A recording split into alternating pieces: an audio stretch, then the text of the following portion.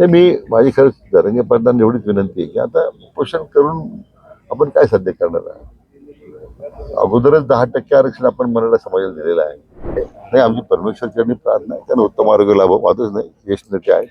परंतु मला वाटतं तर एक सीमा, एक लक्ष्मण रेषा आखण्याची गरज आहे की राजकारणामध्ये आज एवढं मोठं व्यक्तिमत्व आहे. मला वाटतं त्यांनी आता राज्याच्या राजकारणात लक्ष घालण्यापेक्षा आता केंद्रामध्ये आदरणीय प्रधानमंत्री मोदी साहेबांना त्यांच्या धोरणाची अंमलबजावणी करण्यासाठी सहकार्य केलं पाहिजे. हे मला वाटतं बरं का की ज्यांना भूकंपाची भीती वाटते त्यांनी आपलं घरात शांतपणे घरात बसलं पाहिजे. नाही, नगर नगर अहिल्यानगर शहर जे आहे हे नेहमीच अशा प्रकारच्या तालमींसाठी प्रसिद्ध आहे, ज्यामुळे चांगले पैलवान तयार झाले यापूर्वी आणि अनेक राज्यामध्ये अनेक आखाडे त्यांनी गाजवलेले आहेत. आज ती परंपरा जी आहे ती आता या शहराचे आमदार संग्रामभाई जगताप ते आता ती परंपरा पुढे नेत आहेत. मला वाटतं इतक्या चांगल्या पद्धतीचं आयोजन हे पहिल्यांदाच नगर शहरामध्ये होत आहे आणि मला विशेष आनंद या गोष्टीचा आहे की मागच्या काळामध्ये माननीय उपमुख्यमंत्री आणि आज विद्यमान मुख्यमंत्री माननीय देवेंद्रजी फडणवीस साहेब आले होते आणि आपण त्याला मागणी केली की या वाडिया संकुलाला मदतीची अपेक्षा आहे, कारण इथं स्टेडियम कंपोज झालं आहे, इथं कुठे सुविधा नाही. राज्य सरकारनं आता 50 कोटी रुपयाचा आपला प्रस्ताव आता मान्य केला. आणखीन काही निधी लागला तर द्यायची आपली तयारी सरकारची आहे. एसटीची भाडेवाढ झाली आहे, कुठेतरी परिवहन मंत्र्यांनी भाडेवाढ केली, मात्र उपमुख्यमंत्री अजित पवार हे म्हणतायत की मुख्यमंत्र्यांना विचारून निर्णय घेऊ. कुठेतरी मंत्र्यांमध्येच विसंवाद जाणवतोय, कसं बघतो? नाही, मला कल्पना नाही काय नाही, पण असं आमच्या लाडक्या बहिणीला 50% आपण त्याच्यामध्ये सवलत दिलीच आहे. ज्येष्ठ मंडळीला 70 वर्षाच्या वयाच्या ज्येष्ठ नागरिकांना मोफत प्रवास आहेच आहे.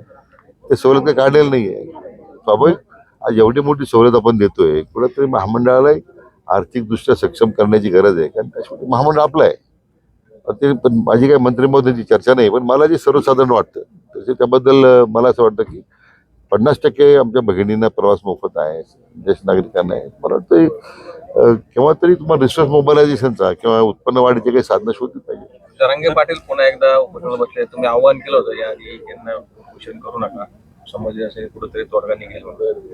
नाही, माझी खरंच जरांगे पाटलांना एवढीच विनंती आहे की आता उपोषण करून आपण काय साध्य करणार आहे. अगोदरच 10% आरक्षण आपण मराठा समाजाला दिलेलं आहे. त्यासाठी सरकार कसोशीने प्रयत्न करते. अजून त्याला सुदैवानं सुप्रीम कोर्टापर्यंत सर्वोच्च न्यायालयापर्यंत त्याला काही स्थगिती नाही आहे. अंमलबजावणी सुरू आहे आणि सरकारची भूमिका पहिल्यापासून स्पष्ट आहे की इतर कोणत्याही समाजाच्या आरक्षणाला धक्का न लावता आपण मराठा समाज आरक्षण देणार आहोत. सरकार आता 1 महिना झाला आणि 100 दिवस व्हायचे आहेत. तर मला वाटतं उपोषणाचा मार्ग सोडून द्यावा. एकदा सरकार स्थापन होऊ दे, मग काय त्यांच्या मागणी संदर्भात चर्चा करता येईल. बदलापूर घटनेतला जो आरोपी आहे त्याने बलात्कार केलेलाच नव्हता असं जितेंद्र रावळ यांनी म्हटलं आणि सरकारनं खऱ्या आरोपीला लपवण्यासाठी चुकीच्या पद्धतीने त्याचा एन्काउंटर केला अक्षय शिंदे असं जितेंद्र रावळ म्हणतात. जितेंद्र रावळ मला वाटतं की त्यांच्या विधानाकडे काही लक्ष देण्यापेक्षा पोलिसांच्या कारवाईबद्दल किंवा पोलिसांच्या एकूण कार्यपद्धतीबद्दल शंका व्यक्त करणे उचित नाही. घटना मोठी होती, निरपराध मुलीच्या संदर्भातला प्रश्न होता. ठीक आहे, तर काय हायकोर्टाने काही त्याच्यावर मान्य उच्च न्यायालयाने काही त्याच्यावर ताशेरे ओढलेले आहेत, त्याची चौकशी सरकार करेल. राजकीय भूकंप होणार असं संजय राऊत पण म्हणतायत, शरद पवारनी पण म्हटलं की राजकीय भूकंप होऊ शकतो. ज्या अर्थ एकनाथ शिंदे नाराज आहेत ते जेव्हा कुठेतरी पुन्हा तिसरा मुख्यमंत्री येऊ शकतो. नाही, मला वाटतं बरं का की ज्यांना भूकंपाची भीती वाटते त्यांनी आपलं घरात शांतपणे घरात बसलं पाहिजे. म्हणजे त्यामुळे मला कोणते मग प्रश्न तिसरा मुख्यमंत्री संजय राऊत होणार म्हणतो. मला संजय राऊत होणार का मला प्रश्न पडलाय. नाही, उद्धव ठाकरेंच्या कालच्या बाळासाहेब ठाकरे जयंतीनिमित्त अनेक खासदार त्यांच्या मेळाव्याला अनुपस्थित होते. कुठेतरी महायुतीमध्ये सामील होण्याची शरद पवार तेच म्हणतात ना राजकीय भूकंप होईल म्हणून. शरद पवारांची तब्येत देखील खालावली आहे. नाही, आमची परमेश्वर चरणी प्रार्थना आहे, त्यांना उत्तम आरोग्य लाभो, वादच नाही, ज्येष्ठ नेते आहे.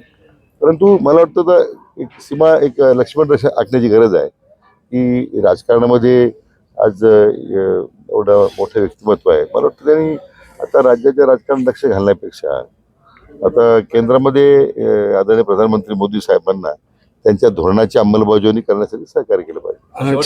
छावा चित्रपट येतो आहे, मात्र त्याच्यामध्ये संभाजी महाराजांना दाखवलेला आहे. वाद निर्माण झाला आहे. मी पाहिलेलं नाही. मी पाहतो आणि सांगतो तुम्हाला. भाजपची आज बैठक जी झाली सदस्य नोंदणीची, त्यामध्ये एकही भाजपचा आमदार उपस्थित नव्हता. नाही, आता आमची मी आणि रामभाऊ आम्ही पुण्याला आमच्या त्या ठिकाणी संघाचं चिंतन शिबिर होतं. आम्ही तिकडूनच मी आता आलो. तर बाकीच्या मंडळी काय नव्हती मला माहित नाही, पण आम्ही दोघं तर त्या चिंतन बैठकीला अगोदर ठरलेली बैठक होती पुण्याला, त्यात होतो. पण मला वाटतं सदस्य नोंदणीमध्ये आता 31 तारखेपर्यंत मुदत वाढवलेली आहे. नगर अहिल्यानगर जिल्हा हा राज्यामध्ये पहिल्या क्रमांकाला जाईल असा मला विश्वास आहे.